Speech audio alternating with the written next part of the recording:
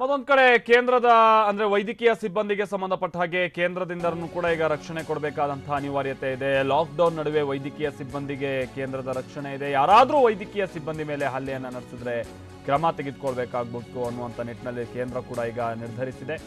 So ಹಲ್ಲೆ ನಡೆಸುವವರ ವಿರುದ್ಧವಾಗಿ ಸುಗ್ರೀವಾಜ್ಞೆಯನ್ನು ಹೊರಡಿಸೋದಕ್ಕೆ in fact ಕೇಂದ್ರ ಕೂಡ ಸಜ್ಜಾಗಿದೆ. ಸಾಂಕ್ರಾಮಿಕ ರೋಗಗಳ ತಡೆ ಕಾಯ್ದೆಗೆ ತಿದ್ದುಪಡಿ ತರೋದಕ್ಕೆ ಅಥವಾ ಒಂದು ಸುಗ್ರೀವಾಜ್ಞೆಯನ್ನು ತರುವಂತ ನಿಟ್ಟಿನಲ್ಲಿ ತತ್ಕ್ಷಣದ ಮಟ್ಟಿಗೆ ಕೇಂದ್ರ ಈಗ ಸಿದ್ಧತೆಯಲ್ಲಿದೆ. ಪ್ರಕರಣ ದಾಖಲಾದಂತ 30 ದಿನದ ಒಳಗಾಗಿ ತನಿಖೆಯನ್ನ ಮುಗಿಸಬೇಕು.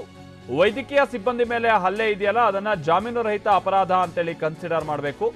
ಆಮೇಲೆ ವೈದ್ಯಕೀಯ ಸಿಬ್ಬಂದಿಯ ಆಸ್ತಿ ಪಾಸ್ತಿಗೆ ಏನಾದರೂ ಹಾನಿ ಆದ್ರೆ ಅದನ್ನ ದುಪ್ಪಟ್ಟು ದಂಡವನ್ನ ವಿಧಿಸಬೇಕು ಅನ್ನುವಂತ ನಿಟ್ಟಿನಲ್ಲಿ ಕೇಂದ್ರ ನಿರ್ಧರಿಸಿದೆಯಂತೆ. ಸುಗ್ರೀವಾಜ್ಞೆ ತರೋದಕ್ಕೆ ಹೊರಟಿದೆ. ಈ ಸ್ವಲ್ಪ ಹೊತ್ತಿನ ಮುಂಚೆ ಗೃಹ ಇಲಾಖೆನೂ ಕೂಡ ಕೇಂದ್ರ ವೈದ್ಯರ ಜೊತೆಗಿದೆ, ಹೆಲ್ತ್ ವರ್ಕರ್ಸ್ ಜೊತೆಗಿದೆ ಅನ್ನುವಂತ ಒಂದು ಭರವಸೆಯನ್ನು ಕೊಡುವ ರೀತಿಯಾಗಿ ಮಾತನಾಡಿತ್ತು. ಸೊ ಈಗ ಇದಕ್ಕೆ ಸಂಬಂಧಪಟ್ಟಂತೆ ಸುಗ್ರೀವಾಜ್ಞೆ ತರುವ ನಿಟ್ಟಿನಲ್ಲೂ ಕೂಡ ನಿರ್ಧರಿಸಲಾಗಿದೆ. Crucial duty for the country. At some places they are being attacked, and some places their property is damaged, and at many places they are being looked upon as the carriers of the COVID-19. So be it harassment or be it criminal offense against them in form of violence, for this government it's a zero tolerance area.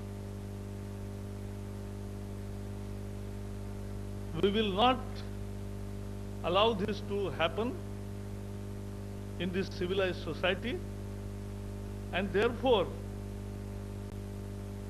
the ordinance proposes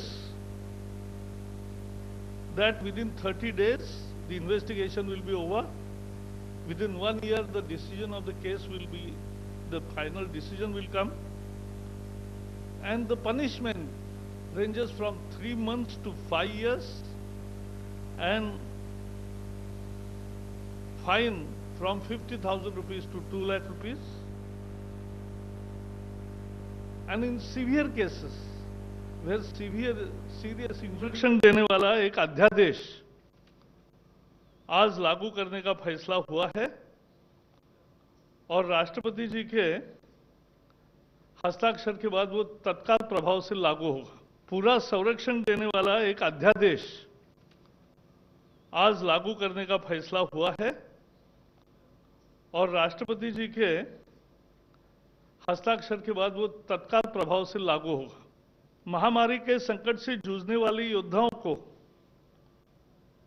देश जब उन्हें सलाम कर रहा है, कुछ लोग उन पर हमले कर रहे हैं, कुछ लोग उन्हें संक्रमण फैलाने वाले समझ रहे हैं, और ऐसी हिंसा या त्रासदी नहीं चलेगी, यह देखना पूरे समाज का और इसलिए सरकार का काम है. इसलिए जो महामारी बीमारी कानून था, एपिडेमिक डिसीजेस. ಓಕೆ, ಚಂದ್ರಮೋಹನ್ ಇದಕ್ಕೆ ಸಂಬಂಧಪಟ್ಟ ಹಾಗೆ ಮತ್ತಷ್ಟು ಡೀಟೇಲ್ಸ್ ಅನ್ನು ಕೊಡ್ತಾರೆ. ಚಂದ್ರಮೋಹನ್, ಬಹುಶಃ ಹಲವು ರಾಜ್ಯ ಸರ್ಕಾರಗಳು ಇದರ ಬಗ್ಗೆ ಯೋಚನೆ ಮಾಡ್ತಾ ಇವೆ. ಇನ್ನೊಂದಷ್ಟು ರಾಜ್ಯ ಸರ್ಕಾರಗಳು ಆಲ್ರೆಡಿ ಆರ್ಡಿನೆನ್ಸ್ ಅನ್ನ ಜಾರಿಗೆ ತಂದಿವೆ. ಮತ್ತೊಂದು ಕಡೆ ಈಗ ಕೇಂದ್ರ ಸಜ್ಜಾಗ್ತಾ ಇದೆ.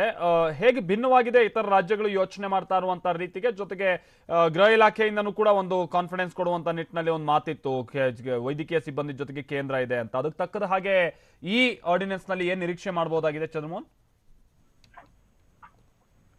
ಹೌದು ಮಲ್ತೇಶ್, ಈಗಾಗಲೇ ಕೇರಳ ಮತ್ತು ಉತ್ತರ ಪ್ರದೇಶ ಸರ್ಕಾರಗಳು ವೈದ್ಯರು ಮತ್ತು ವೈದ್ಯಕೀಯ ಸಿಬ್ಬಂದಿ ಮೇಲಿನ ಹಲ್ಲೆ ತಡೆಯಲಿಕ್ಕೆ, ಜೊತೆಗೆ ಈ ಕೊರೋನಾ ವೈರಸ್ ಅನ್ನ ನಿಯಂತ್ರಣ ಮಾಡಲಿಕ್ಕೆ ಈಗಾಗಲೇ ಸುಗ್ರೀವಾಜ್ಞೆ ಹೊರಡಿಸುವ ಮೂಲಕ ಹೊಸ ಕಾಯ್ದೆಯನ್ನ ಜಾರಿಗೆ ತಂದಿದ್ವು. ಈಗ ದೇಶಾದ್ಯಂತ ಹೊಸ ಕಾಯ್ದೆಯನ್ನ ಜಾರಿಗೆ ತರಲಿಕ್ಕೆ ಕೇಂದ್ರ ಸರ್ಕಾರ ಸುಗ್ರೀವಾಜ್ಞೆ ಹೊರಡಿಸಲಿಕ್ಕೆ ತೀರ್ಮಾನವನ್ನ ಕೇಂದ್ರ ಕ್ಯಾಬಿನೆಟ್ ಸಭೆಯಲ್ಲಿ ತೆಗೆದುಕೊಂಡಿದೆ. ಈ ಸುಗ್ರೀವಾಜ್ಞೆಯ ಪ್ರಕಾರ ವೈದ್ಯರು ಮತ್ತು ವೈದ್ಯಕೀಯ ಸಿಬ್ಬಂದಿಯ ಮೇಲೆ ಹಲ್ಲೆ ನಡೆಸುವಂತವರಿಗೆ ಕಠಿಣ ಜೈಲು ಶಿಕ್ಷೆ ವಿಧಿಸಲಿಕ್ಕೆ ಅವಕಾಶ ಇದೆ. ಗರಿಷ್ಠ 7 ವರ್ಷದವರೆಗೂ ಕೂಡ ಜೈಲು ಶಿಕ್ಷೆಯನ್ನು ವಿಧಿಸಲಿಕ್ಕೆ ಅವಕಾಶ ಇದೆ. ಜೊತೆಗೆ 1 ಲಕ್ಷ ರೂಪಾಯಿಯಿಂದ ಹಿಡಿದು 7 ಲಕ್ಷ ರೂಪಾಯಿವರೆಗೂ ಕೂಡ ಗರಿಷ್ಠ ದಂಡವನ್ನು ವಿಧಿಸಲಿಕ್ಕೂ ಕೂಡ ಅವಕಾಶವನ್ನ ಈ ಸುಗ್ರೀವಾಜ್ಞೆಯಲ್ಲಿ ಮಾಡಿಕೊಡಲಾಗಿದೆ. ಮುಖ್ಯವಾಗಿ ಇವತ್ತು ಇಂಡಿಯನ್ ಮೆಡಿಕಲ್ ಅಸೋಸಿಯೇಷನ್ ವೈದ್ಯರು ಕೂಡ ಕೇಂದ್ರ ಗೃಹ ಸಚಿವ ಅಮಿತ್ ಶಾ ಮತ್ತು ಕೇಂದ್ರ ಆರೋಗ್ಯ ಸಚಿವ ಹರ್ಷವರ್ಧನ್ ಅವರ ಜೊತೆ ವಿಡಿಯೋ ಕಾನ್ಫರೆನ್ಸಿಂಗ್ ನ ಮೂಲಕ ಸಭೆಯನ್ನ ನಡೆಸಿದ್ರು. ದೇಶದಲ್ಲಿ ವೈದ್ಯರ ಮೇಲೆ ಹಲ್ಲೆ ಪ್ರಕರಣಗಳು ಹೆಚ್ಚಾಗ್ತಾ ಇವೆ. ಹೀಗಾಗಿ ಇದರ ವಿರುದ್ಧ ನಾವು ನಾಳೆ ದೇಶಾದ್ಯಂತ ಪ್ರತಿಭಟನೆಯನ್ನು ನಡೆಸಲಿಕ್ಕೆ ತೀರ್ಮಾನ ತೆಗೆದುಕೊಂಡಿದ್ದೀವಿ. ವೈದ್ಯರಿಗೆ ಸೂಕ್ತ ರಕ್ಷಣೆಯನ್ನು ಕೊಡಬೇಕು ಅಂತೇಳಿ ಮನವಿಯನ್ನ ಮಾಡ್ಕೊಂಡಿದ್ರು. ಕೇಂದ್ರ ಗೃಹ ಸಚಿವ ಅಮಿತ್ ಶಾ ಕೂಡ ವೈದ್ಯರಿಗೆ ಸೂಕ್ತ ರಕ್ಷಣೆಯ ಭರವಸೆಯನ್ನು ಕೊಟ್ಟಿದ್ರು. ಇದಾದಂತಹ ಕೆಲವೇ ಗಂಟೆಗಳಲ್ಲಿ ಈಗ ಕೇಂದ್ರದ ಕ್ಯಾಬಿನೆಟ್ ಸಭೆಯಲ್ಲೇ ಸುಗ್ರೀವಾಜ್ಞೆಯನ್ನು ಹೊರಡಿಸುವ ಮೂಲಕ ವೈದ್ಯರಿಗೆ ರಕ್ಷಣೆಯನ್ನು ಕೊಡ್ಲಿಕ್ಕೆ ಮತ್ತು ವೈದ್ಯರ ಮೇಲೆ ಹಲ್ಲೆ ನಡೆಸತಕ್ಕಂಥವ್ರಿಗೆ ಜೈಲು ಶಿಕ್ಷೆಯನ್ನು ವಿಧಿಸತಕ್ಕಂತಹ ಹೊಸ ಕಾಯ್ದೆಯನ್ನ ಜಾರಿಗೆ ತರಲಿಕ್ಕೆ ತೀರ್ಮಾನವನ್ನ ತೆಗೆದುಕೊಳ್ಳಲಾಗಿದೆ Maltesh. Okay, thank you Chandramohan. Nation at 9 ಪ್ರತಿದಿನ ರಾತ್ರಿ 9 ಗಂಟೆಗೆ TV9 ನಲ್ಲಿ ಮಾತ್ರ.